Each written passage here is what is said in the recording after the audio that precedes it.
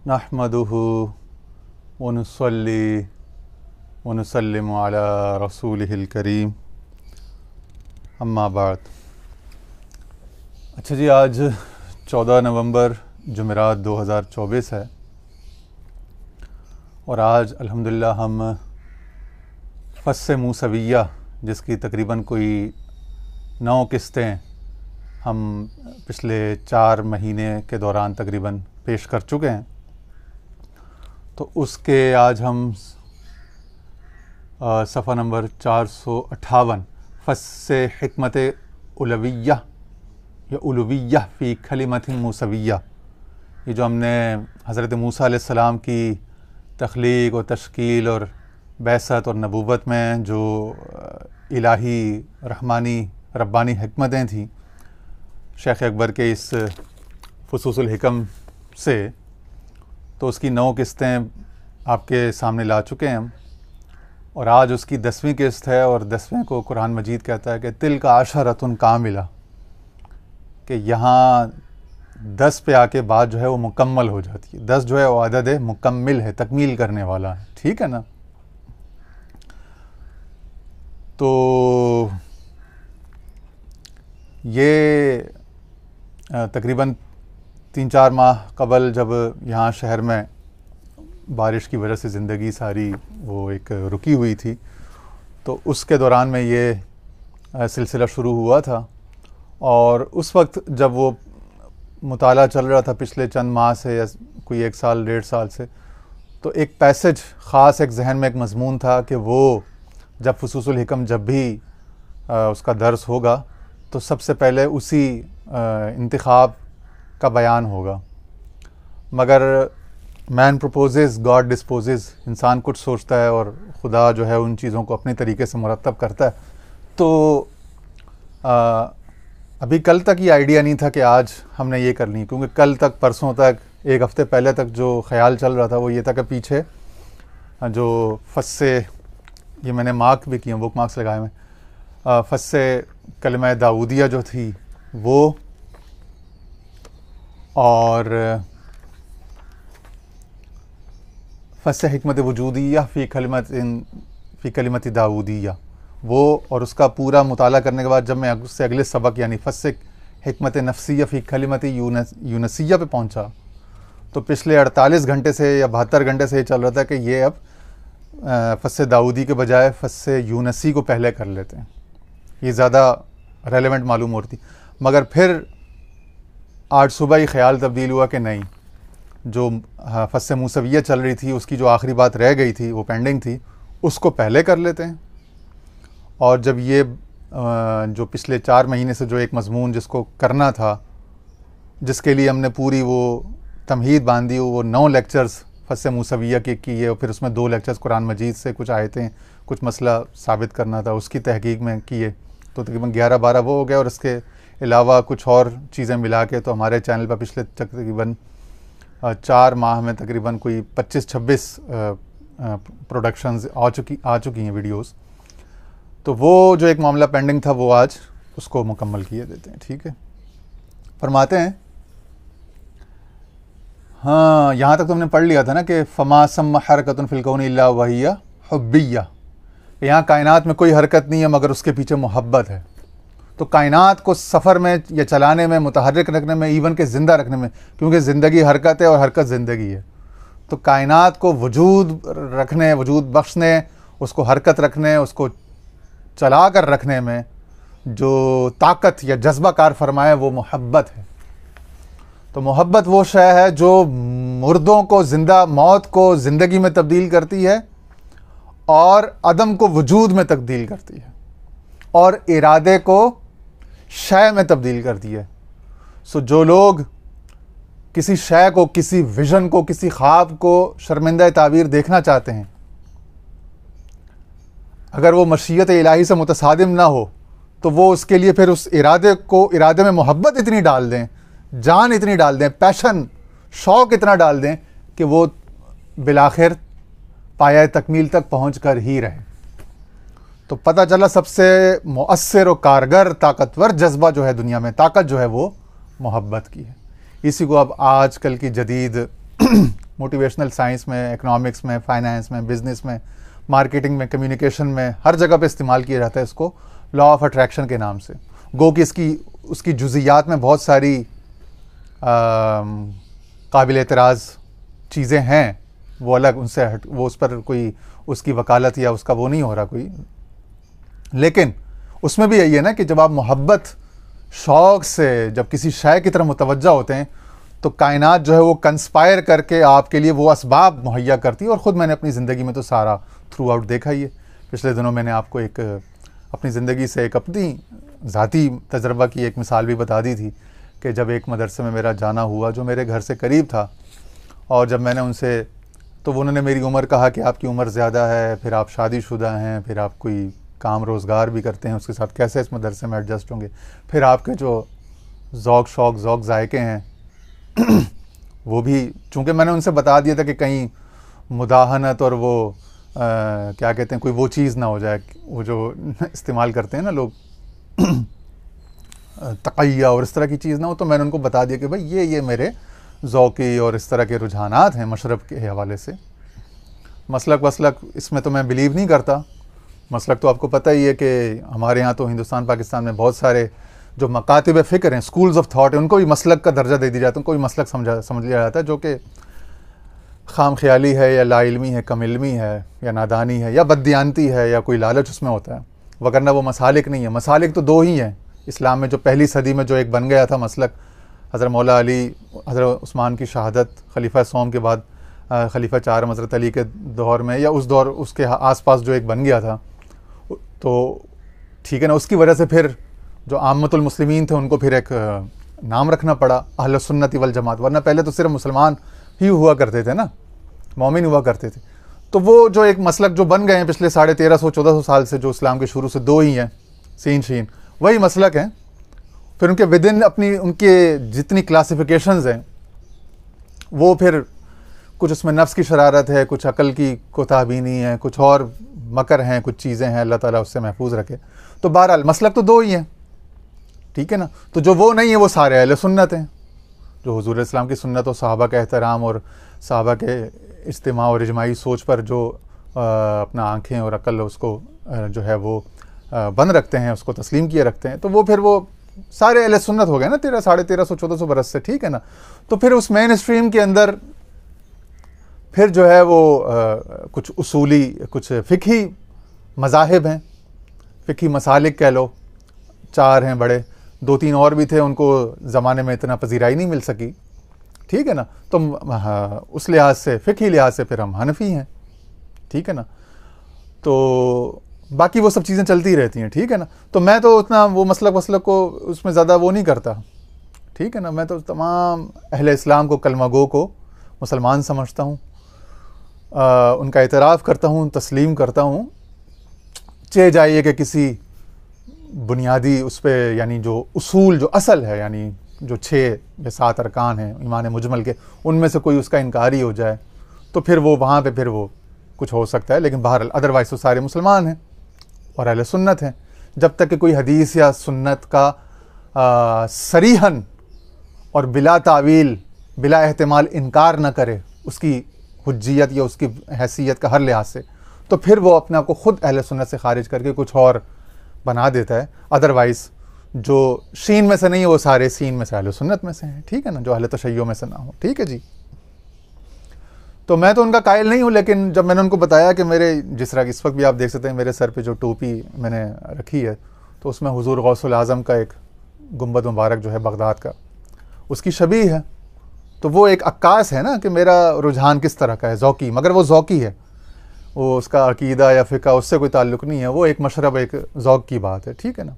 जो लोग उससे इत्तेफ़ाक़ करते हैं वो भी माशाअल्लाह अच्छे मुसलमान हैं, और जो इत्तेफ़ाक़ नहीं करते वो भी अच्छे मुसलमान बन सकते हैं, पूरी कोशिश कर सकते हैं। और जो उस पर एतराज़ या उसका इनकार करते हैं उन पर भी इस्लाम के बाकी सारे दरवाज़े खुले हुए हैं, ठीक है ना। इस्लाम एक समंदर है, उसमें नहरें, नदियाँ सारी आके उसके अंदर आके शामिल हो जाती हैं, या उसमें से छोटे छोटे ये फूटते हैं, लेकिन इस्लाम उसकी कुल्लियत का, उसके पूरे जामे समंदर का नाम है, ठीक है जी। मुसलमानी ईमान इस्लाम जो है, ठीक है जी, उसके लिए बस ख़त्म नबूवत और तकदीर और वो जो ईमान मुजमल की जो चंद वो जो बुनियादी उसूल हैं, वही बुनियादी अकायद हैं, जो उनका इकरारी है, वो मुसलमान है, ठीक है जी।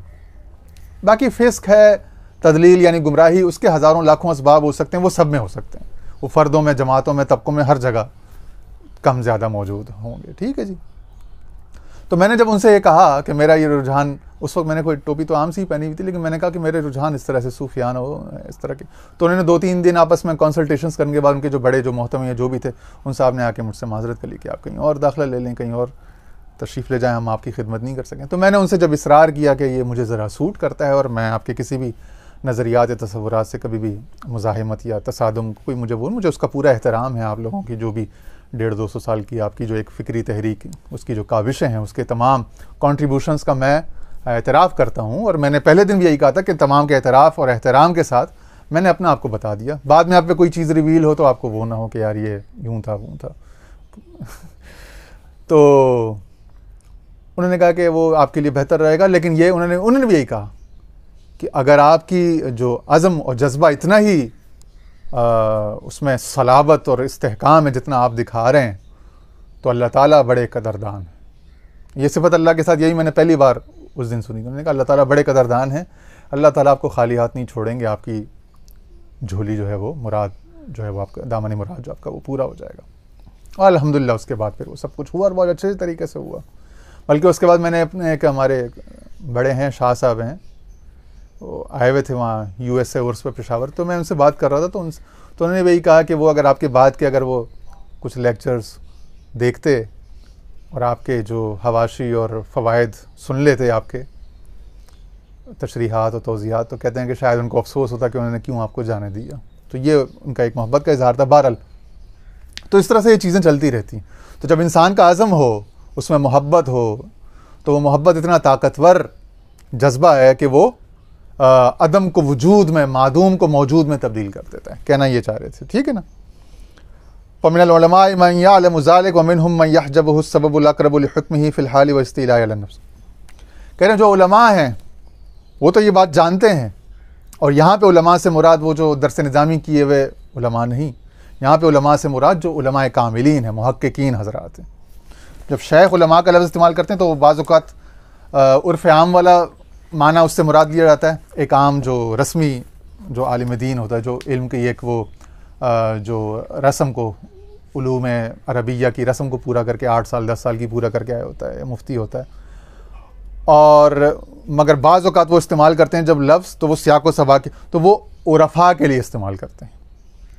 आरिफ यानी आलिम कामिल, जो आलिम बिल्लाह भी हो और आलिम बि अम्रिल्लाह या आलिम बि शराय भी हो, ठीक है ना। यानी कुरान और सुन्नत और उसूल हदीस, उसूल फ़िक़्ह, उसूल तफ़सीर, इसका भी इल्म रखता हो जो रस्मी उलूम है, और मगर उसको भी जानता हो, कुछ ज़ौक़ ज़ायक़े का, कुछ इरफ़ान का, कुछ ताल्लुक़ बिल्लाह का, कुछ रब्त का, कुछ मर्तबा एहसान, कुछ तज़किया एहसान, तसव्वुफ़, मुशाहिदा, उसकी भी कुछ खूबू रखता हो, तो वो उसको आलिम कहते हैं। तो वो आलिम होते हैं वो फिर अल-उलमा वरसतुल अंबिया, फिर वो अल-उलमा ar-रब्बानी, जिसको कुरान ने कहा कूनू रब्बानिय्यीन बिमा कुंतुम तुअल्लिमूनल किताब, तो फिर वो आलिम रब्बानी या आलिम जो है वो साहिब वरासत नबविय्या हो समझा जाता है, ठीक है जी। तो यहाँ पे वो उलमा से वो मुराद कि जो वो वारिसान उलूम नबुव्वत होते हैं, वो फिर उसमें से ये बात जानते हैं, ठीक है। लेकिन ये होता है कि वो जब बयान करते हैं, यानी ज़रूरी नहीं है कि जो आदमी जो बयान कर रहा है वो 100% अपने इल्म का इजहार उस वक्त कर रहा हो सकता है वो महल उस वक्त मुनासिब ना हो अपने इल्म का या अपने तसव्वुर या अपने फ़हम के इजहार का, हो सकता है लोग उस काबिल ना हो, तो वो हिकमतन उसमें से कुछ जो है वो छुपा रहा हो, कुछ बयान कर रहा हो, या अपनी हकीकत या अपने जो उसका बयानिया है, अंदरूनी जो उसका हाल है, उसके बरक्स दिखाना चाह रहा हो किसी हिकमत के पेश नज़र, ठीक है ना। तो ये चीज़ है। तो इसकी आगे तफसील आएगी, इसलिए मैंने एक दो बातें कह दी कि ज़रूरी नहीं है कि जो वो बात जानता हो उसको हर जगह बयान भी कर दे, या जितना बंदा जानता हो, ठीक है ना। ये इल्म को उसूलों में से है कि अगर आप इतना जानते हैं तो उसमें से इतना बयान करें, ठीक है ना। इमाम मुस्लिम ने जो सही मुस्लिम का जो मुकदमा है उसमें बयान किए हैं इल्म के आदाब, तो उसमें से ये है। तो फिर उसमें हदीसें लेकर आए हैं वो, और हदीसों से और अक़वाल सहाबा से इस्तिशाद किया। अक़वाल सहाबा भी आपको पता है हदीस ही होते हैं, हदीस मौक़ूफ़, ठीक है ना। तो अहादीस मरफूआ से, अहादीस मौकूफ़ा से, अहादीस मकतूआ यानी ताबीन के अक़वाल से, इमाम इब्न सीरीन और दहाक और इनके अपना जो गुज़रे हैं बड़े बड़े नाम अपना, ठीक है ना, तो उनके अक़वाल से उन्होंने इस्तिशहाद किया है और फिर अपने अइम्मा असातिज़ा से उनसे तो उसूल बयान किए हैं ना। तो उन उसूलों में से ये है कि हर वो बात जो एक आलिम या एक दाई, एक मुबल्लिग जानता है, उसको बयान करना या उसको डिस्कस करना ज़रूरी नहीं होता।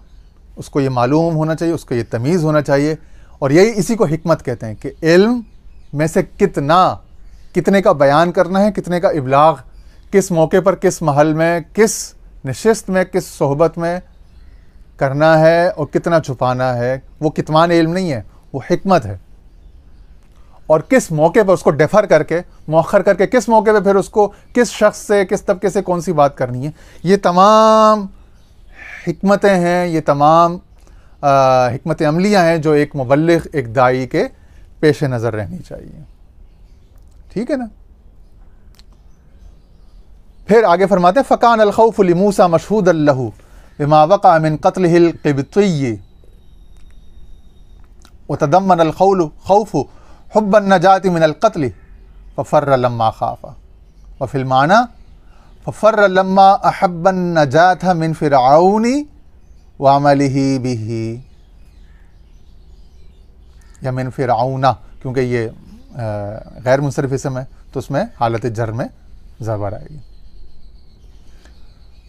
जब मूसा अलैहिस्सलाम ने क़िब्ती को, जब उनसे एक ख़ताअन एक कत्ल सरज़द हो गया, उन्होंने घूंसा मारा था एक लड़ाई झगड़े को छुड़ाने के लिए एक शख्स को, क्योंकि वो बड़ा ज़ोरा, तो उसको घूंसा मार के मुतनब्बा करना चाह रहा, मगर आपकी वो नबूवत का जलाल और वो जो कुव्वत थी आपके हैं, हाथ है मोमिन का, बंदा है मोमिन का, अल्लाह का, इकबाल ने भी कहा ना, तो वो अगला उसकी ज़र्ब किताब नहीं ला सका। इकबाल ने कहा ना, जो ज़र्ब कलीमी नहीं रखता वो हुनर क्या, किताब नहीं ला सका, तो वो वहाँ से जो है वो जाँ बहक हो गया। तो उसके बाद क्या हुआ, हर इंसान के अंदर एक फितरी जज्बा है, नजात की मोहब्बत, आफ़ियत की मोहब्बत, और ये हम हज़रत अय्यूब अलैहिस्सलाम की जो फस्स अय्यूबिया पर जो पिछले दिनों हमने 3 दुरूस किए, वहाँ से भी हुआ। आफ़ियत की मोहब्बत नफ्स के अंदर, जिस्म के अंदर, ज़ात के अंदर, शऊर के अंदर रखी गई है, और इसका शरई और जो रिक्वायर्ड, जो रिकमेंडेड मिक़दारों में इसका होना और इसका इजहार करना, वो बिल्कुल ममदू है, महमूद है, पसंदीदा है, मुस्तहसन है। ठीक है ना, उसमें कोई क़दह नहीं है, कोई एतराज़ या कोई परेशानी वाली बात नहीं है। ठीक है जी। तो आप जो है, तो आपने इस्तेमाल किया लफ्ज़ कुरान मजीद क्या है, फ़फ़ररतु मिनकुम लम्मा अख़फ़्त, कि मैं फिर तुम लोगों से, फ़फ़ररतु मिनकुम लम्मा ख़िफ़्तुकुम, तो ज़ाहिरी लफ्ज़ी माना तो ये है कि मैं तुमसे खौफज़दा होकर, जब मैंने तुमसे खौफ महसूस किया तो मैं तुमसे भाग खड़ा, तुमसे स्केप कर गया, मैं फ्ली कर गया। ठीक है ना, एक आम लफ्ज़ में आप कह सकते हैं फ्यूजिटिव आम अंग्रेज़ी में। ठीक है ना, मगर आपने जो फरमाया कि मैं फ्ली कर गया, मैं चला गया, स्केप कर गया, because I was scared of you, I was terrified, but in fact he wasn't terrified और पेट्रीफाइड एट ऑल। ठीक है ना, तो क्या था असल में, आप नजात की मोहब्बत में, क्योंकि आपको ये मालूम तो था लाशऊरी तौर पर कि आपको एक बड़े मकसद के लिए, एक नबुव्वत और उसके इजहार और किसी बड़े काम को आपसे लिया जाना है, आपसे एक बड़ा काम लिया जाना है, उसके लिए आपको ज़िंदगी का एक ख़ास मरहले पर, एक ख़ास वक्त पर किसी जगह पहुंचना है। तो आपको तो अल्लाह ताला के वो तमाम जो काम थे, ड्यूटीज़ थी, वो जो फ़राइज़ थे, फ़राइज़ मनसबी, फ़राइज़ नबुव्वत, उनके तकमील का उसका एक एहसास और एक शऊर था। तो आप तो उसके इंतज़ार में और अपनी आफ़ियत, अपनी मोहब्बत में अपना नेविगेट कर रहे, अपने लिए रास्ता निकाल रहे थे। खौफ नहीं था आपको बिल्कुल, लेकिन आपने लफ्ज़ वही इस्तेमाल किया जो लोगों की समझ में आ सकता है। यानी इतनी लंबी बात करने की ज़रूरत नहीं थी ना कि मैं अपनी आफियत की मोहब्बत में, और चूंकि 10-15 साल बाद 20 साल बाद मैंने ऐलान नबूवत करना है, फ़िरौन को चैलेंज करना है, तो उस वजह से मैं अब यहाँ से चलने लगा हूँ, आपकी इजाज़त हो। तो इतने लंबे मुकालमे और बहस की ज़रूरत नहीं थी। आपने शॉर्ट सिंपल बात करके जान छुड़ाई कि भाई जब मुझे तुमसे खौफ है तो मैं नहीं। जो बात लोगों को बदीही तौर पर, ज़ाहिरी तौर पर समझ आ सकती है, एक आरिफ या साहिब हिकमत पर लाजिम है कि वो उनसे वही बात करे और वही बात करके जान छुड़ाए और अगले कामों पे चला जाए। ठीक है ना। तो इसका मकसद ये है कि ये जो बहुत ज़्यादा माइक्रोस्कोप करके और जूम इन करके जो आजकल किसी छोटे से 1 सेकंड, 2 सेकंड, 3 सेकंड के जो क्लिप बना के उसकी डिटेल्स ढूंढते हैं ना, ये हमाकत है। ये जो किसी आलिम दीन की, किसी सूफ़ी, किसी पीर साहब की जो आजकल ये बड़ी शरारत और बड़ी शैतानियत चल रही है, सतहबीनी तो आजकल बहुत आम हो गई ना। ख़ासतौर पर सोशल मीडिया ने इस फुक्कड़पन को, इस शोधेपन को, बाजारीपन को बिल्कुल राइज कर दिया, नॉर्मलाइज कर दिया। वैसे भी इस कौम के जो अखलाकी मेयार थे बहुत नागुफ्तबह थे, बहुत बुरी सूरत हाल थी अखलाकी लिहाज से। हसद, बुग़ज़, कीने की सूरत हाल, नफ़रत की सूरत हाल, मारा मारी, खिंचतानी, इसमें वैसे ही बहुत उरूज पर थी। मगर जब से इसके हाथ में ये टूल, ये इबलीसी शैतानी हथियार इसके हाथ में आ गया, ये इबलाग के हथियार आ गए, फ़ोन आ गए, इंटरनेट, ईमेल, सोशल मीडिया आ गई, तो तब से इसके फुक्कड़ पने और इसके बेइज्जत पने और ज़िल्लत पने की तो अब इंतहाओं से बाहर बात गुजर चुकी है ना। तो वो 2 सेकंड 30 सेकंड का किसी शख्स ने, तो भाई उसमें लाखों हज़ारों हिकमतें होती हैं। एक आदमी है, उसकी पता नहीं तबीयत उस वक्त कैसी है, सेहत कैसी है, उसका मूड कैसा है। एक आदमी, मैं हस्ती का नाम नहीं लेना चाहता, एक बुज़ुर्ग हस्ती जिनका मैं बड़ा मोतरफ़ हूँ, बड़ा मोतक़िद हूँ और उनके मैं अक्सर फ़ज़ाइल मनाके बयान करता हूँ। वो अपने शेख, अपने महबूब के मज़ार पर कदम बोसी उनकी कर रहे थे, उनके चूम रहे थे। मैं अपना ज़ाती वाक़या बता रहा हूँ, ठीक है ना। देखें ना, बदगुमानी, अब इंसान सतह बीनी ज़ाहिरी उससे देखो कितना अहमक होगा। वो उस वक्त बिल्कुल अपने फनाफिश शेख के एक्सपीरियंस के बिल्कुल इंतहा पर थे, उस हाल में थे, और बड़ी मुश्किल से उनको वो वक्त मिलता था अपनी मोहब्बत के, अपने जज्बात के इजहार का। बड़ा छुप छुपा के वो, कभी दिन में किसी ऐसे टाइम जब लोग ना हो, क्योंकि बाकी दोपहर में, बाकी शाम में और रात ऑनवर्ड्स तो फिर लोग मुलाकाती मिलने आते थे।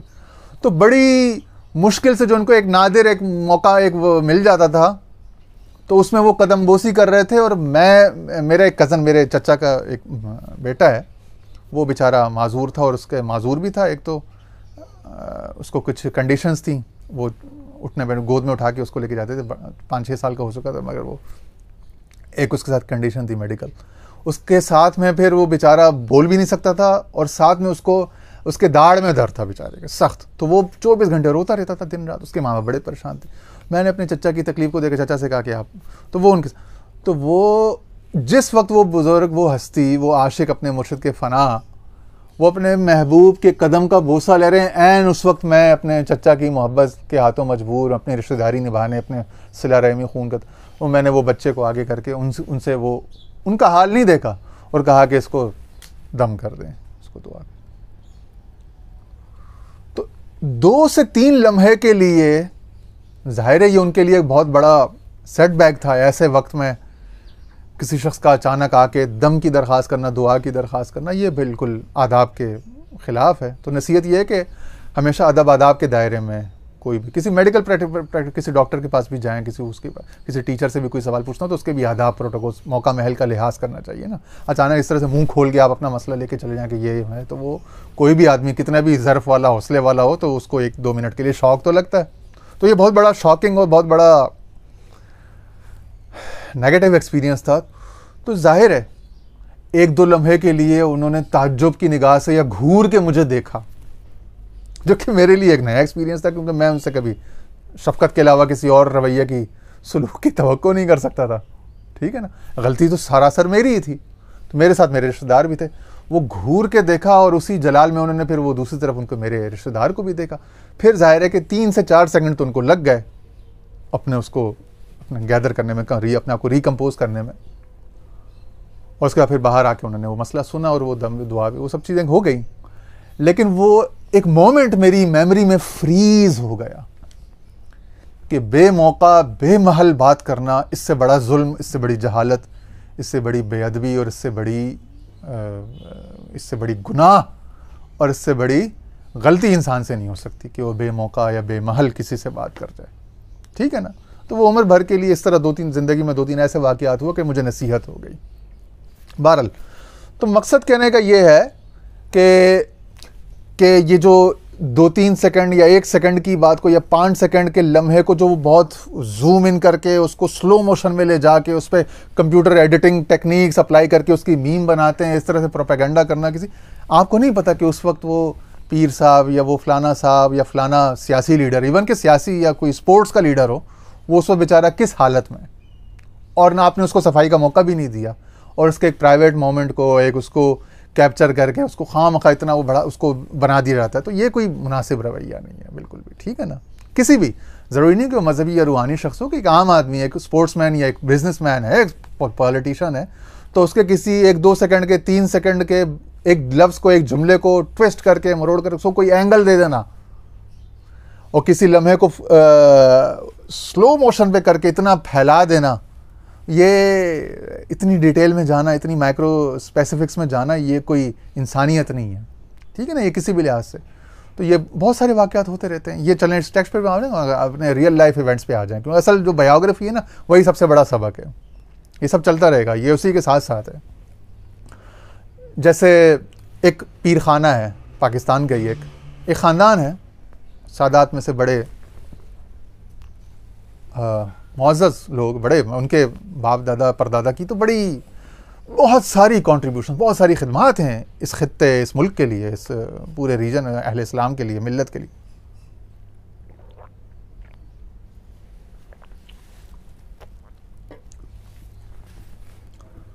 अब अल्लाह ताला की देन है, उसने अपने महबूब के नवासों की, वो महबूब की नस्ल को इस तरह से चलाया है, बरकत दी है। इन्ना अतैना कल कौसर का फैज़ान है कि उस ख़ानदान में अफरादी कुव्वत बहुत ज़्यादा है। मैं एक जगह जॉब भी करता था, वहाँ पे बिज़नेस भी कर, कहीं पे भी कई जगहों पे ज़िंदगी में मुझे उस ख़ानदान का, उस पीर खाने का नाम लेकर मुझसे लोगों ने, हालांकि मैं तो इन चीज़ों को साबित नहीं करने लगा, लेकिन वैसी बातों आपस में लोगों की बात चली तो कभी फ़लाने लोग, उनके पास इतनी जायदादें हैं और उनके पास इतनी शादी हाल और इतनी प्रॉपर्टियाँ उन्होंने किराए पे दी हुई हैं और इतनी मार्केटें, इतनी दुकानें। मैंने कहा भाईजान, उस ख़ानदान के पास तो आपने कभी गौर किया उनकी अफरादी कुव्वत पे? 200-250 तो सिर्फ मर्द हैं उनके। इसका मतलब अगर हम वो 50-51-52 की रेशो से चलें तो अगर 200-250 मर्द हैं तो 250 पौने 300 या 300 ख़वातीन भी होंगी उस ख़ानदान की, पोतियाँ नवासियाँ ये सब। आप बताओ 500-600 का कुंबा है तो उसके लिए तो एकड़ों पर मकानात चाहिए कि नहीं चाहिए? जब उनके यहाँ कोई सालाना प्रोग्राम, कोई ऐसा बड़ा प्रोग्राम, कोई ऐसा किसी का इंतकाल होता है, उनमें से किसी की चचा का, भतीजे का, किसी कज़न का, तो वहाँ पे 70-80-90 अफराद, तो सामने वो लोग वो बैठे हुए, वो सिर्फ ताज़ियत और लोगों के मेहमानों को रिसीव करने के लिए नज़र आ जाते हैं आपको, ठीक है ना। 70-80-90 अफराद तो कम से कम 200-250 तो होंगे। वो सारे तो सामने नहीं आए होते मेहमानों, कुछ और बहुत सारे कामों में, अपने अपने बिजनेस पे, अपने अपने कुछ मुल्क से बाहर उस और शहरों में होते हैं। तो 200-250-300 तो सिर्फ उनके ख़ानदान के अफराद हैं, मर्द हैं, और इसी तरह 200-250-300 उनकी ख़वातीन भी होंगी। फिर वो 500-600 अफराद हैं। अब उनका जो शरीयत में है नान, नफ़का, किस्वा और ये सब चीज़ें, रोटी कपड़ा मकान चादर, तो वो एकड़ों पे चली गई ना बात। तो शॉपिंग मॉल्स भी होंगे, शादी हाल भी होंगे, दुकानें भी होंगी, रेस्टोरेंट्स भी होंगे, सब कुछ होंगे, ठीक है। हर वक्त हज़ारों लोगों से उनका दिन में मिलना भी है। ये भी तो देखो कि सैकड़ों हज़ारों लोगों के पास आते हैं। कभी बंदा किस मूड में होता है, कभी किस हालत में, किस तबीयत में होता है, ये भी तो देखो। हमेशा यही देखना कि उनके पास गाड़ियाँ हैं, उनके पास बंगले हैं, उनके पास जो है ना जायदादें हैं, ये सब यही चीज़ को पकड़ के रखे। पिछले दिनों एक प्रोग्राम था, पिछले शायद महीने की बात होगी, कोई एक प्रोग्राम था हमारे शहर में, हमारे घर के करीब था। मेहमान चला गया, एक मीलाद के हवाले से एक सालाना एक प्रोग्राम, एक कॉन्फ्रेंस थी। तो फिर हमारे ख़ानदान के कुछ लोगों में बात हुई, बात चल रही थी, तो उन्होंने कहा कि भाई वो फलाने साहब वो उसमें आए, वो गाड़ी का नाम लिया और वो सिक्योरिटी गार्ड्स का। मैंने कहा सिक्योरिटी गार्ड यहाँ पे तो एक आम चाय का जो होटल जो बेचारा, उसने भी सिक्योरिटी गार्ड रखा हुआ। ये मेरे घर के नीचे ही चाय का होटल है, मैं दिन में 1 दफ़ा या 2 दफ़ा तकरीबन रोज़ाना वहाँ से चाय पीता हूँ। 2 सिक्योरिटी गार्ड उसके बाद, एक सुबह होता है 12 घंटे और एक शाम में। नाई की दुकान, छोले की दुकान, बर्गर वाला, पिज़्ज़े वाला, हर किसी ने सिक्योरिटी गार्ड तकरीबन रखा हुआ, क्योंकि सिक्योरिटी, हर किसी को कत्ल का खतरा, हर किसी को डकैती का खतरा है, हर किसी को अपना कस्टमर बचाना है। छोटी सी दुकान बंदा किराए पे लेता है, उसको 30-35 हज़ार रुपये किराया भी देता है और 20-25 हज़ार रुपये माहाना सिक्योरिटी गार्ड के भी देता है। मुसल्ला गार्ड, यानी आप खाली चौकीदार, वो जो पुराना कॉन्सेप्ट था ना डंडा लेके या सीटी बजाने वाला, वो उस पर तो इत्तेफाक नहीं, आपको तो मुसल्ला गार्ड रखना है। अगर आपने अपनी जान बचानी है, अपना माल बचाना है, अपना मोबाइल फ़ोन बचाना है, अपने कस्टमर का फ़ोन या उसका कैश बचाना है, तो इस शहर में बगैर गार्ड के अब कोई बंदा काम कर जिंदा नहीं रहता। लोग अपनी गाड़ियों में जाते हैं, अपने बच्चों के साथ गार्ड को भेज रहे हैं अब, आम लोअर मिडिल क्लास के लोग।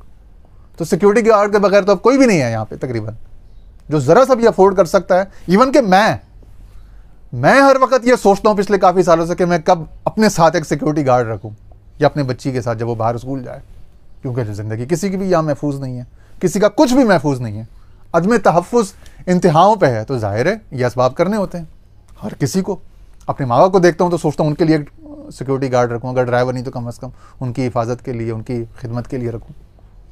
हर आदमी सोचता है, गरीब से गरीब आदमी मजबूर है अपने साथ असला रखने पर और सिक्योरिटी गार्ड रखने पर। और बल्कि इस मुल्क में तो कानून ही यही है कि जिसके पास 2-3 लोग हैं उसकी हिमायत करने वाले, उसका साथ देने वाले, वो उसके मुकाबले में दुरुस्त है। हर कोर्ट में, कचहरी में, पुलिस में, मस्जिद में, मदरसे में, शादी ब्याह के मामलात में, कारोबारी तनाज़ों में, उसके मुकाबले में दुरुस्त है, हक पर है।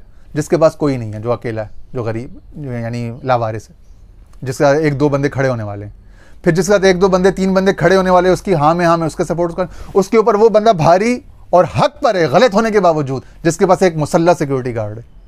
अब वो गन की जब ताकत उसके पास आ गई, वो इस बंदे के साथ, जिसके साथ 4 मुरीद हैं या 4 बेटे हैं या 4 इसके दोस्त यार, इसके मदद करना, इसके ऊपर हावी और गालिब हो गया हर लिहाज से।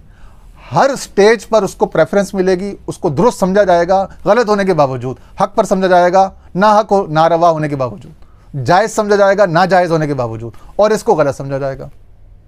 ज़िंदगी के हर शोबे में, मजहबी, रूहानी, सेकुलर, शादी ब्याह, आइली, ये वो, माशरती, मुआशी, हर लिहाज से वो गलत हो गया सही होने के बावजूद। उसका दावा गलत, उसकी शख्सियत गलत, उस पर बल्कि लोग कहेंगे लानत, तेरे वजूद पे लानत, तेरी जाए पैदाइश पे लानत, यूं कहते हैं लोग। किसी भी जब तनाज़ा कोई बात होती है उसको इस तरह से देखते और उस तरह से मुंह से ही बोलते हैं। इस हद तक बदलिहाज बेहया मुआशरा है। कत्ल आपको पता है, रोज़ाना कभी मज़हब के नारे पर, इस पर, उस पर, सियासत पर कत्ल ही कत्ल, गोलियां ही गोलियां हैं जी। तो मकसद है कि महफूज तो कोई भी नहीं है, तो हर किसी को तो ये चीज़ है। तो अगर किसी ने, किसी पीर ने, आलिम ने रखा है, तो वो उसके बीवी बच्चे नहीं है क्या? उसको जिंदा नहीं रहना क्या? ये तो रोटी की तरह लाजमी लवाजमात में से हो गया ज़िंदगी के। सिक्योरिटी गार्ड हो गया, एक मुनासिब गाड़ी, क्योंकि सुबह गाड़ी अगर इज्जत की नहीं होगी तो उसको तो इंसान का बच्चा क्या, उसको तो जानवर का बच्चा भी कोई समझने को तैयार नहीं है। यहाँ पे लोगों की नज़रें, लोगों के मेयार, और रहना जब इस मुआशरे में, काम भी इसी मुआशरे में करना पड़ेगा। तो इसी तरह जब वो बात होती है तो मैंने कहा भाई वो 250-300, इसी तरह वो पिछले दिनों कॉन्फ्रेंस थी तो उसमें उन्होंने कहा भाई वो गाड़ी और वो गार्ड, हालांकि गार्ड तो 2 ही थे और वो लोगों के उसके डिसिप्लिन के लिए था ताकि लोग भी महफूज रहें, ठीक है ना। हालांकि कॉर्डन ऑफ भी किया हुआ था, पुलिस की गाड़ी में थी, लेकिन प्राइवेट सिक्योरिटी भी हर किसी को रखनी पड़ती है, क्योंकि आप पुलिस पर या एजेंसियों पर या यहाँ के इंतजामिया पर भरोसा नहीं कर सकते। वो किसी से मिलकर भी या किसी अपने पॉलिटिकल या किसी ऑब्लिगेशन को, किसी पॉइंट स्कोर करने के लिए कुछ भी कर सकते हैं किसी भी वक्त, बड़े बड़े के साथ यहाँ हो जाता है ना। तो इसी तरह, और फिर एक आवाम की अपने जान को भी इंश्योर करना है, ठीक है ना। तो वो जो लोग बातें कर रहे थे तो मैंने उनसे कहा, मैंने कहा भाई मैं भी वहाँ गया था, मैंने कहा मेरे पास नया DSLR कैमरा था, तो मैंने कहा चलो ज़रा मेरा हाथ भी साफ़ हो जाएगा शूटिंग में और एक मौका भी मिल जाएगा। और एक तो मैंने कहा चलो ठीक है, गाड़ी गार्ड और ये वो उस पर बात कर ली कि जो नेमत उनको हासिल है, हालांकि वो ना तो उन्होंने चंदा किया था ना किसी से मांगा था, वो तो अल्लाह का दिया था। लेकिन मैंने कहा वहाँ पे एक चीज़ थी, मैंने कहा वहाँ पे उनके स्टेज के पास जो है वो एक खुशबू थी। मैंने कहा अब इनको दुनियावी ज़ाहिरी जो समाजी और सोशल दलाइल दूंगा हालात के, तो ये तो देना इनको बेकार है, क्योंकि ये सब तो उनको मालूम है। इन सब का तो वो इनकार करके बहस कर रहे हैं ना, इन सब का इनकार करके वो एक चीज़ पर हरफ़े ज़बान तान दराज कर रहे हैं, अंगुश्त एतराज़ कर रहे हैं।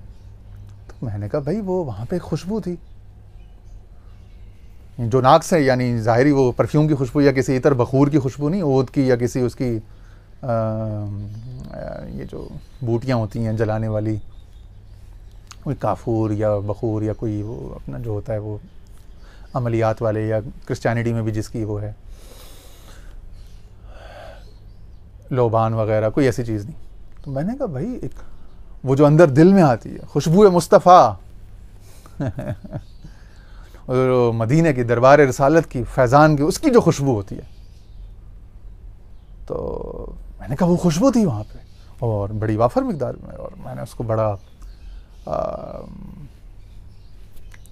कई तरीक़ों से उसको अंदर से गहराई में महसूस करना चाहा और बार बार उसकी कॉन्फर्मेशन थी। तो मैंने कहा भाई चलो वो पैसा भी ले लोगे, वो गार्ड भी ले लोगे, वो सब चीज़ें ले लो, चलो उसकी जमात, तहरीक, तंजीम, उसका पीर खाना जो भी है मिशन, उसका ख़त्म कर दिया आपने अपनी हसद बुग़्ज़ की उसमें बदवाएँ दे दे के, या आपने कॉन्स्पिरेसी कर करके, या कोई भी साजिश मकर करके, या कुछ हालात ऐसे हो गए सब वो सब कुछ चला गया उससे, किसी बंदे से अल्लाह ना करे जाए, अल्लाह ताला सबको सलामती दे, बरकतें नेमतें रखे। हुज़ूर अलैहिस्सलाम ने खुद ही फरमाया था नुसिरतु बिर्रौब, कि रोब से मेरी मदद की गई है। तो ये तो नुसिरतु बिर्रौब की तजल्लियाँ हैं, उसी की तो शान का ज़हूर हो रहा है कि जो हुज़ूर अलैहिस्सलाम के दर का बैठा हुआ मुतवक्किल उन पर आसरा करके उनकी खिदमत में लगा हुआ है। तो हुज़ूर अलैहिस्सलाम के फ़ुयूज़ात से जिस तरह नबुव्वत के 46वां हिस्सा बिशारत है, ख्वाब है, ख्वाब से उसको हिस्सा मिलता है, इसी तरह रोब से हिस्सा मिलता है। इस तरह नातिना कल कौसर का फैज़ान है। मैंने कहा नस्लें बकसरत हो जाती हैं। मैंने एक ख़ानदान की मिसाल दी, क्योंकि हम इतने सारे अफराद हैं, अब ये अल्लाह की देन है। अब एक ख़ानदान में 30, 40, 25 अफराद हैं, एक ख़ानदान में 5-6 अफराद हैं, एक ख़ानदान में 60-70 नॉर्मली इतने होते हैं, चच्चा भतीजा ये मिला के, लेकिन वहाँ पे कोई 250-300 हैं सिर्फ मर्द, और उसी के तकरीबन आगे पीछे उतनी ख़वातीन भी होंगी ना, 19-20 के फ़र्क से, ठीक है ना। वो पर्दा वहाँ बहुत सख्त है, तो कम अज़ कम 500-600 अफराद का तो होगा कुंबा, तो उस लिहाज से भी सोचना चाहिए ना कभी। अच्छा, तो मैंने कहा वहाँ खुशबू थी, उस खुशबू का कैसे कोई इनकार करेगा। खैर वो खुशबू तो खैर हर किसी को नहीं महसूस होती, लेकिन वहाँ पे फिर एक खातून ने आगे बढ़कर वो मेरा साथ दिया, और उन्होंने कहा कि हाँ उस खुशबू, हाँ वो खुशबू भी किसी किसी को, ईमान वालों को ही महसूस होती है, हर किसी को थोड़ी। खैर वो बात हुई, तो मैंने कहा उस खुशबू का क्या करोगे, वो कैसे छीनोगे,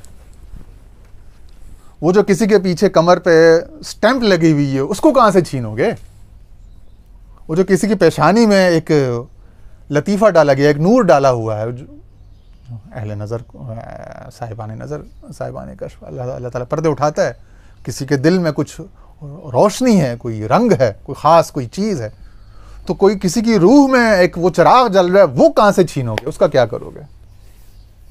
चलो पैसा भी, गार्ड भी, इज़्ज़त भी, शोहरत भी सब ले लो, उसको बीमार करके बिस्तर बिठा दो। जाहिर है वो इंसान है, उस पर ये सब हालतें तो आ सकती हैं, बशरियत तो सबके साथ है ना। रूहानियत अगर रुख है और फजीलत और अफजलियत और नेमत किसी को हासिल है, तो बशर के लिहाज से फिर वो पेट और सर और जिस्म की ख़राबियाँ वो भी सबके साथ हैं, वो किसी को भी लंबा कर सकती हैं। बदनामी और जो है क्या कहते हैं ब्लेम, और ये किसी को भी कहीं पे भी लेके जा सकता है दुनियावी तौर पे हाल। तो उसका मतलब ये थोड़ी कि वो बंदा झूठा हो गया, उसको जो स्टैंप लगी हुई है उसका क्या करेगा कोई, उसके दिल में जो लताइफ हैं उसका क्या करेगा, उसकी पेशानी पे जो असरात हैं उसका क्या करेगा, उसके साथ जो खुशबू है, उसके साथ जो उसके बुज़ुर्गों की, पीर की, दादा पीर की तवज्जो है, गौस पाक की तवज्जो इराक़ से, ख्वाजा गरीब नवाज़ की तवज्जो अजमेर शरीफ से, निज़ामुद्दीन औलिया साबिर कलियरी की तवज्जो जो उसके साथ है, इन हज़रात की रूहानियतें उसके साथ हैं। और ये सब बातें मैं ऐसा लफाजी ये किताबी नहीं कर रहा, ये वाक़याती मुशाहिदाती कर रहा हूँ। ये जो अगर किसी के साथ हैं तो उसका क्या करेगा कोई, वो कहाँ से छीनेगा, वो तो रहेगी ना साथ में, वो तो उसके कब्र में, वो तो जिसको मिल गई नेमत, उस दरवाजे से जिसको अता हो गया, वो क्या था कि कुरान मजीद की आयत भी है ना एक, औज़ु बिल्लाहि मिनश शैतानिर रजीम, कुल्लन नुमिद्दु हाउलाई व हाउलाई मिन अताई रब्बिक व मा काना अताउ रब्बिका महज़ूरा। कुल्लन नुमिद्दु, ये सब जो है इनकी हम मदद कर रहे हैं, अल्लाह कह रहा है इन सब की हमने मदद की है, ये सब हमारी हिमायत याफ्ता, मदद याफ्ता हैं। हाउलाई व हाउलाई, वो वाले पहले वाले भी और ये भी।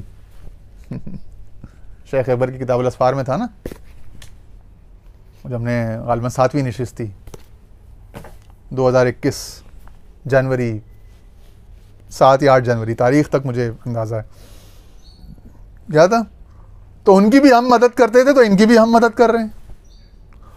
वो उनको हम सपोर्ट कर रहे थे, हम चला रहे थे, उनको भी नुसरत बिर्रौब का, इन्ना आतिना कल कौसर का, लहुमुल बुशरा फिल हयात दुनिया का फैज़ान था, इनको भी है और हमेशा रहेगा, क़यामत तक रहेगा, रूए ज़मीन पर आने वाला जो आखिरी इंसान है वहाँ तक रहेगा। तो किस किस नेमत को बंदा छीनने की, उससे अगले की महरूमी की आरज़ू करे, क्या क्या छीन लेगा। ये छीन लिया, वो छीन लिया, ये उड़ा लिया, उस तवज्जो का क्या करेगा? उस रूहानियत का क्या, उस मंजूरी का क्या करेगा जो वो मकबूल बारगाह है? उस मकबूलियत का क्या करेगा जो वो उसके यहाँ मकबूल है? उस खुशबू का क्या करेगा जो उसके साथ है, उसको मिली हुई है?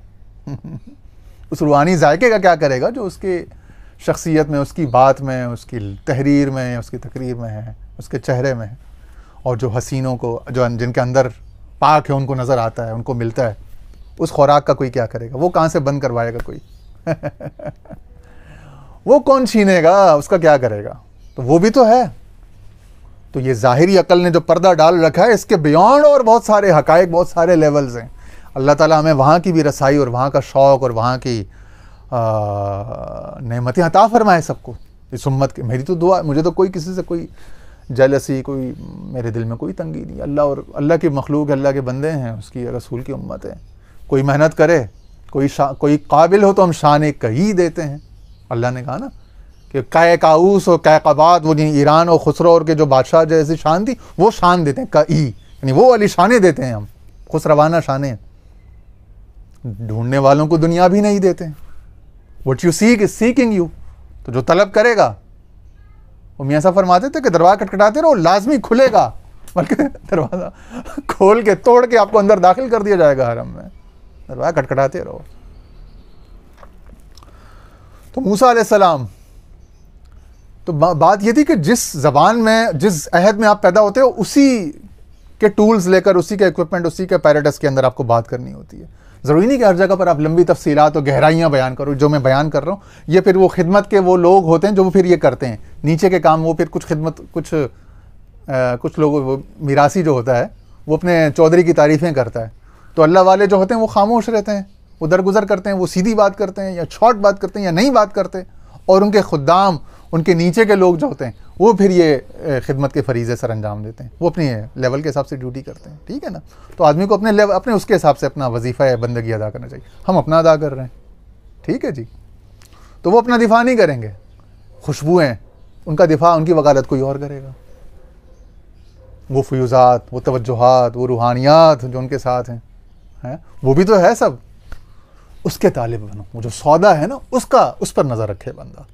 ये दुनिया की चीज़ें सारी, ये तो सब, ये भी सबके लिए आम है, ये भी किसी का बंद नहीं है। जब बंदा अपने अंदर से हसद बुग़्ज़ निकाल लेगा और बंदा सर्विस का हो जाएगा, खिदमत का हो जाएगा बंदा, फिर उसको सब कुछ अता कर दिया जाएगा, उसके लिए खोल दिया जाएगा। तो मैंने उन सब लोगों से यही कहा, ये खुशबू, ये सारी एकदम तमसीलें में। फिर मैंने कहा कि भाई, जब आदमी खिदमत में आता है तो ज़रूरी नहीं है कि वो बुज़ुर्गों की खिदमत तरीक़ा थी कि रस्ते से उसको ये नेमतें या इनामात मिलेंगे, नवाजिशात उसके बच्चों पोतों को, ठीक है ना। मैंने कहा कि सोशल वर्क कर लो। ईदी, छीपा, सैलानी, इनकी मिसालें दी। मैंने कहा ये सब लोग अरबपति हैं कि नहीं है? अरबों रुपए का एक एक इनका सेंटर चल रहा है कि नहीं चल रहा? करोड़ों रुपए इनके माहाना एक एक सेंटर की सिर्फ सैलरीज में और ये इसमें फ्यूल में जा रहे हैं कि नहीं जा रहे? Social work. तो मैंने कहा जो भी आदमी खिदमत का काम करता है, फिर वो उसने कहा ना, एक के 700 दूंगा और ला तादाद और ला इंतहा दूंगा। तो मैंने कहा वो फिर ला इंतहा इन्फिनिट रिटर्न्स में चला आता है। जब आप बिजनेस करते हो ना, तो उसमें फाइनाइट रिटर्न्स होते हैं। उसमें कहते हैं ROI, रिटर्न ऑन इन्वेस्टमेंट, या initial rate of return, IRR, internal rate of, मुख्तलिफ वो हैं, या operational rate of return, OIR, इस तरह मुख्तलिफ हैं। आप फाइनेंस को, इकनॉमिक्स को देखो ना, तो वो तो है ना, 7%, 5%, 10%, 11%, 13%, 20% internal rate of return, annual ROI, 30%, 40%, 100%।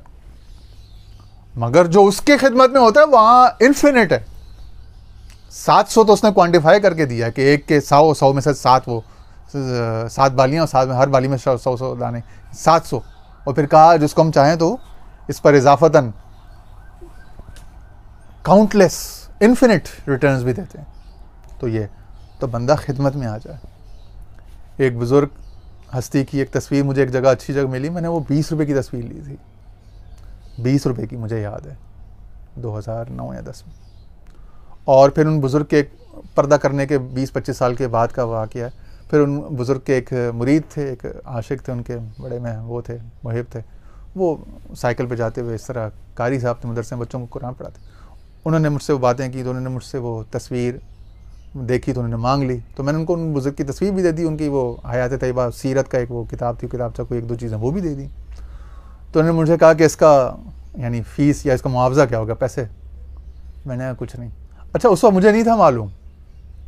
मैंने कहा, मैंने उनके सामने आयत पढ़ी, हाफिज़ भी थे, कारी भी थे। मैंने कहा ला असलुकुम अलैहि अजरन इन अजरिया इल्ला अल्लाह। पहले मैंने आयत पढ़ी, तो फिर मैंने कहा पता नहीं इनको मतलब इनका अब बताएगा नहीं। फिर मैंने उर्दू में बात कही कि भाई मेरा अजर आपके पीर के ऊपर है।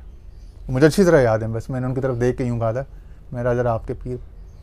और उसके बाद उस सिलसिला शरीफ से जो मुझे मिला वो मैं लफ्ज़ों में बयान नहीं कर सकता। वो ये समझ लो कि मैंने वो 20 रुपये की तस्वीर और 100-150 रुपये की किताबें, यानी 170 रुपये की इन्वेस्टमेंट थी मेरी, लेकिन जो मुझे मिला वो अरबों रुपए में हासिल नहीं किया जा सकता, अरबों रुपए खर्च करके भी। मतलब वो उसका कोई बदल, कोई कीमत ही नहीं है। वो इतना कुछ था उसके बाद कि वो बड़ी तफसीलात हैं। कुछ जो लोग मुझे ज़ाती तौर पे जानते हैं, फिर वो उनको पता है कि फिर वहाँ के बाद फिर 1 हफ्ते या 1 महीने के अंदर क्या कनेक्शंस बने, क्या कुछ हुआ, और फिर उसके बाद ज़ाहिरी तौर पे जो एक सबब बना उसके साथ बातिनी तौर पे, रूहानी तौर पे क्या कुछ हुआ, वो फिर एक लंबी तफसील है। बहुत कुछ हुआ उसके बाद।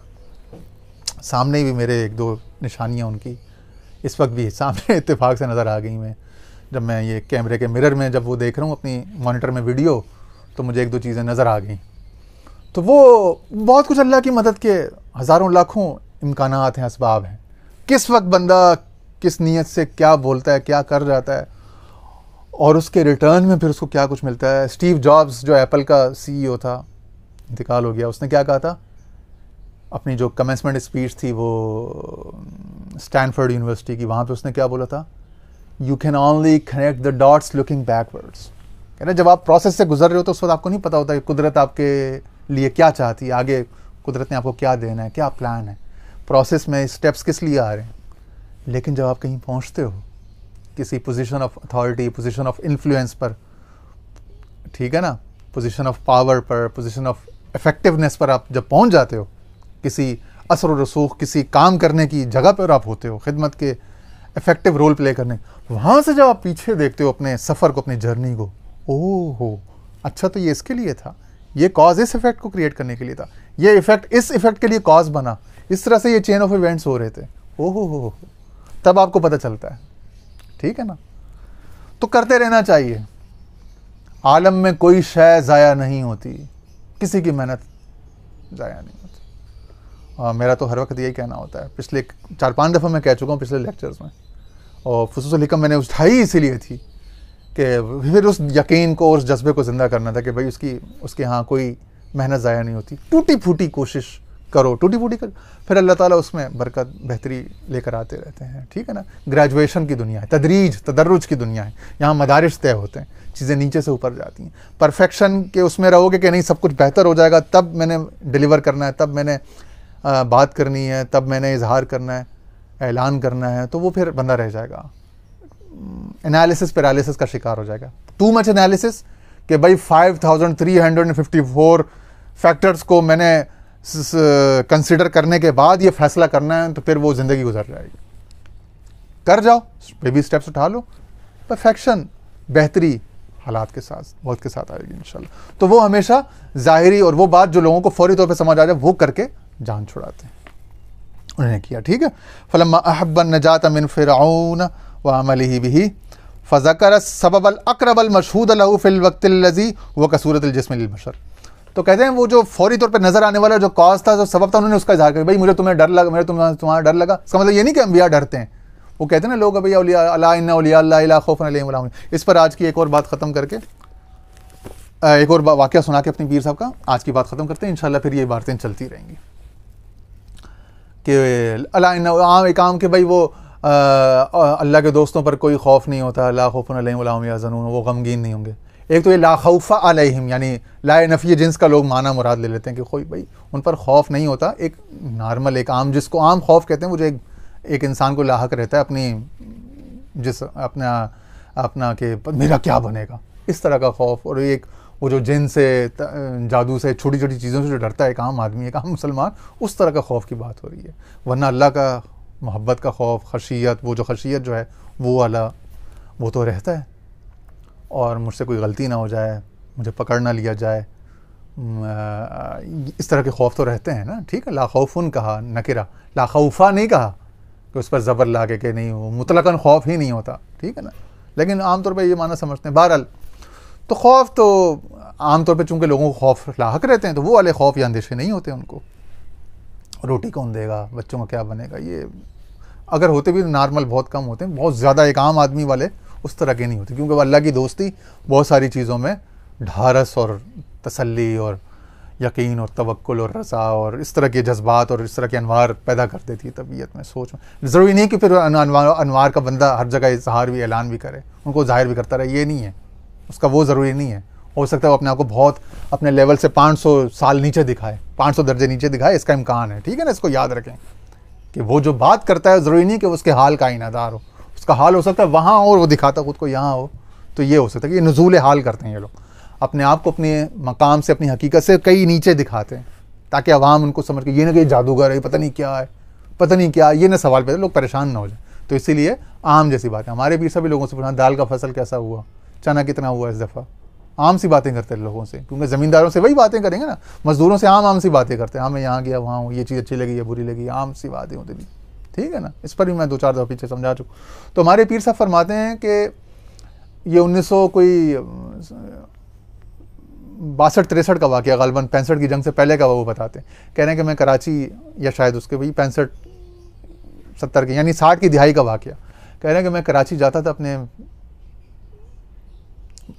ग़ालिबन 65, हाँ, क्योंकि 65 में शायद उनके पीर साहब का विसाल हो गया था, हुज़ूर ख्वाजा नवाबुद्दीन साहब रहमतुल्लाह अलैह।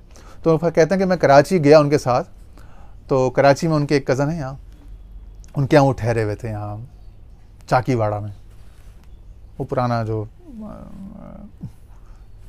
टावर के करीब का जो खारादर वो जो इलाका है, किमाड़ी वगैरह। तो कहते हैं मैं उनके यहाँ ठहरा हुआ था, तो पीर साहब जो है वो, उन्होंने कहा कि किसी ने कहा कि मनोड़ा चलते हैं, तो वो किश्ती में, वो मनोड़ा ले गए, वहाँ से साहिल समंदर करीब था मनोड़ा के साथ। तो कहते हैं जब वो किश्ती में सफ़र कर रहे थे पीर साहब, तो समंदर की लहरें बुलंद हो गई। वो कि उन दिनों ज़ाहिर टीवी रेडियो के इतना तो नहीं था, वो ख़बरें तो अखबारों में ही आती थी, पता नहीं था कि आजकल मौसम कैसा है। आजकल तो पता, पहले से वेदर अलर्ट आ जाता है ना कि मौसम ऐसा होगा तो एहतियात करें, जुलाई, ख़ासतौर पर जुलाई अगस्त के महीनों में, तो उन दिनों नहीं था। तो कहते हैं कि वो जब वो दरिया की लहरें जब ऊपर समंदर की वो हो गई और कश्ती के अंदर आके गिरी, लॉन्च के अंदर, तो कहते हैं मैंने पीर साहब को देखा कि उनके चेहरे पर एक रंग आया, लाल रंग या पीला रंग, थोड़ा सा उनकी तबीयत मुतगय्यर हुई। तो अब हमारे पीर साहब फरमा रहे हैं अपने पीर, यानी हमारे दादा पीर के बारे में। तो कह रहे हैं मेरी छोटी उम्र थी, कोई 18-20 इस तरह, तो हमने वही छोटी जो आम लोगों से आम बातें सुनी हुई होती हैं कि अल्लाह वालों को कोई खौफ नहीं होता, कोई गम नहीं होता। तो कह रहे हैं मुझे वसवसा आया कि भाई अल्लाह वालों पे तो कोई गम, कोई खौफ नहीं होता, तो इनके चेहरे का रंग क्यों मुतगय्यर हो गया, इनकी हालत क्यों इस तरह मुस्तरिब हो गई। कह रहे हैं फिर वो लांच वाले, वो जो मछेरा था, उसने लांच को संभाल लिया और आराम से किनारे पहुँचा दिया, हम लोग वापस घर आ गए। तो कह रहे हैं वो अंदर ही रह गया वो सवाल, वो बात आई गई हो गई। तो कह रहे हैं रात का खाना वाना खा लिया, तो उसके बाद पीर साहब ने मुझे, मैं उनके बिस्तर पर उनकी खिदमत के लिए गया, तो मुझे कहते हैं कि बेटा अब्दुल्ला जान, फ़कीर को मौत का खौफ नहीं होता,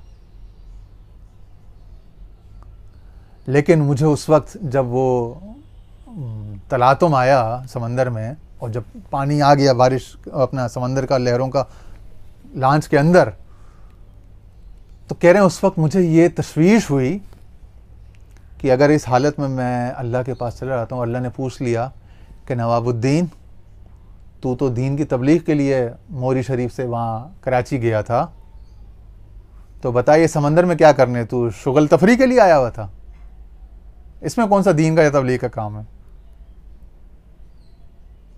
तो कह रहे हैं अगर अल्लाह ने मुझसे ये पूछ लिया, अगर इस वक्त मैं अल्लाह के पास हम लोग हाजिर हो जाते हैं और अल्लाह ने पूछ लिया, तो मैं क्या जवाब दूंगा, क्योंकि मैं तो सिर्फ तफरी के लिए, शुगल ही के लिए या तुझे घुमाने के लिए लेके आया हूँ समंदर पे।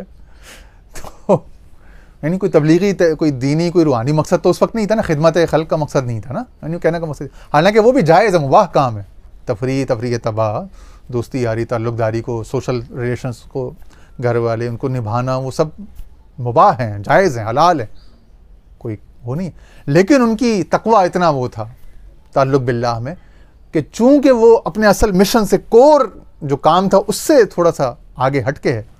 तो अगर इस हालत में अगर रूह कब्ज़ हो गई और अल्लाह के यहाँ हाज़िरी हो गई, उसने पूछ लिया कि वहाँ क्या करने गया था, समंदर पे तफरियाँ करने और घूमने, पिकनिक करने गया था, तो मैं क्या जवाब देता, क्या जवाब दूंगा? कह रहे हैं ये मुझे खौफ लाहक हुआ उस टाइम। तो पीर साहब ये वाक़या 2-3 दफ़ा सुनाया, फरमाया कि इस तरह मुरीदों के जो वसवसे आते हैं वो बेचारों को अपनी कमअक्ली की वजह से आ रहे होते हैं। वो फ़कीर किसी और हाल में किसी और जगह होता है, उनको अल्लाह ही जानता है। उनको तो उनकी हकीकत को उन्होंने तो अपने ऊपर पर्दे इतने डाले होते हैं कि उनके ला यारिफुहुम गैरी, उनको उनका खुदा के सिवा कोई नहीं जानता। ये बात है। तो मूसा अलैहिस्सलाम ने वो बात जो कोई नहीं जानता, कोई नहीं समझ सकता, वो बात नहीं की, और वो बात आमियाना दर्जे में आम फहम बात जो वो समझ सकते थे कि भाई हाँ मुझे तुम्हें डर लगा। अब उसमें बाकी हिकमतें क्या हैं वो इंशाल्लाह अगले सेशन में देख लेंगे। लेकिन ये है कि यहाँ पे बजाय ये कि भाई मुझे वो अपने मिशन की मोहब्बत और उसके लिए आफियत और सेहत और ये और वो इतने सारे लंबे दलाइल और लंबी अपने स्टेप्स और मदारिज गिनवाने के बावजूद जो उनके अपने इल्म में है, जो उनके अपने अंदर है, हाँ कोई अहल हो उसका उस सारे को लेने का, तो किसी और मौके पे उससे वो तफसील डिस्कस की जा सकती है, वो मना नहीं है। मैं ये नहीं कह रहा कि वो कभी वो करते ही नहीं उस तरह की बात, वो करते हैं अपने महल पे और उस बंदे के साथ जिससे की जा सकती हो, उससे फिर उस तरह से ही बात कर लेते हैं। लेकिन आम लोगों से आम दर्जे की बात और आम जो लफ्ज़ उनके लिए आम ग्लॉसरी, आम डिक्शनरी, आम वोकैबुलरी जब इस्तेमाल करते हैं तो आम लोगों को फिर उससे बहुत सारी गलत फहमियों में वो अपनी बहुत सारी जजमेंट्स कर लेते हैं। वो जजमेंट्स जो है वो ज़्यादती पर मबनी होती हैं, वो बड़ी वो जजमेंट्स जो है लायानी बेमाना होती हैं। ठीक है ना, मकसद कहने का। तो शेख ने भी यही साबित करना चाहा है इस पैराग्राफ से। इसको हम आगे देख लेंगे इंशाअल्लाह अगले सेशन में। अल्लाह ताला हम सब का हामी नासिर और अल्लाह ताला हम सब के अहवाल बेहतर फरमाए। व आखिर दावाना अनिल हम्दुलिल्लाहि रब्बिल आलमीन।